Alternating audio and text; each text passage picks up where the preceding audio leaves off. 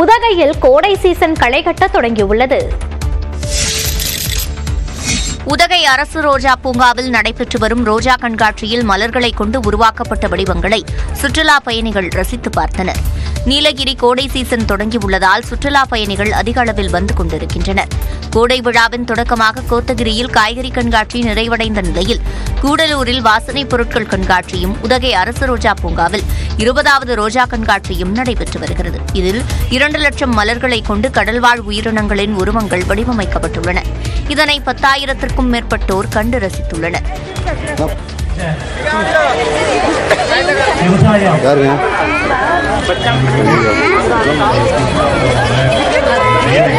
இங்கே வரும்போதே ஆச்சரியமா இருக்கு. ஃப்ளவர் ஷோக்காக தான் வந்தேன். ஆனால் இந்த அளவுக்கு இருக்குன்னு நான் நினச்சி கூட பார்க்கல. அந்த அளவுக்கு இருக்கு. இந்த மாதிரி கடல்வாழ் உயிரினங்களெல்லாம் ஃப்ளவர் ஷோ பண்ணியிருக்காங்க. சூப்பராக இருக்கு.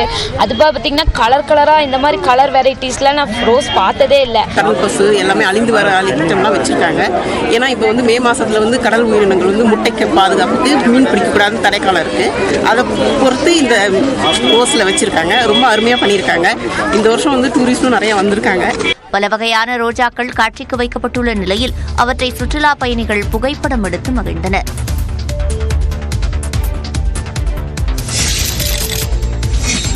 கோவை மாவட்டம் வால்பாறை அருகே வனப்பகுதியிலிருந்து வெளியேறி ஊருக்குள் உலா வந்த யானை கூட்டம் தேயிலை தோட்ட தொழிலாளர்களின் அலுவலகத்தை இடித்து சேதப்படுத்தியது. ஆனைமலை புலிகள் காப்பகத்துக்குட்பட்ட வால்பாறை சுற்றுவட்டார பகுதியில் கடந்த சில நாட்களாகவே யானை உள்ளிட்ட வன விலங்குகள் தண்ணீர் மற்றும் உணவு தேடி குடியிருப்பு பகுதிக்குள் நுழைகின்றன. இந்நிலையில் வால்பாறை வாட்டர்ஃபால்ஸ் பகுதியில் NEPC தேயிலை நிறுவனத்திற்கு சொந்தமான 3வது பிரிவு பகுதியில் யானைகள் உலா வந்தன. இந்த யானைகள் தேயிலை தோட்ட அலுவலக கட்டிடத்தை இடித்து சேதப்படுத்தியதுடன் ஆவணங்களை சூறையாடின.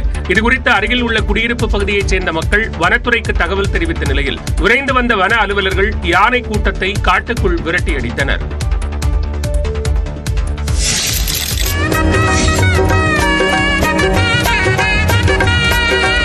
பெண்களின் சபரிமலை என்று அழைக்கப்படும் மண்டைக்காடு பகவதி அம்மன் கோயில் குடமுழுக்கு விழாவில் பல்லாயிரக்கணக்கான பக்தர்கள் பங்கேற்றனர்.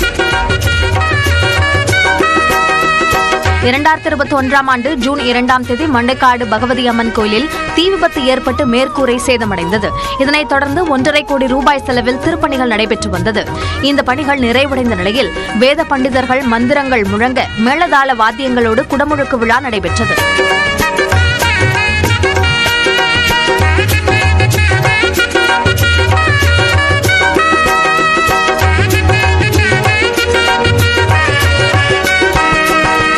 புனித நீரை எடுத்து கோயிலை வலம் வந்த பின் ராஜகோபுரத்தில் உள்ள 5 கும்பங்களுக்கு குடமுழுக்கு நடைபெற்றது. இதில் பக்தர்கள் திரளாக பங்கேற்றனர்.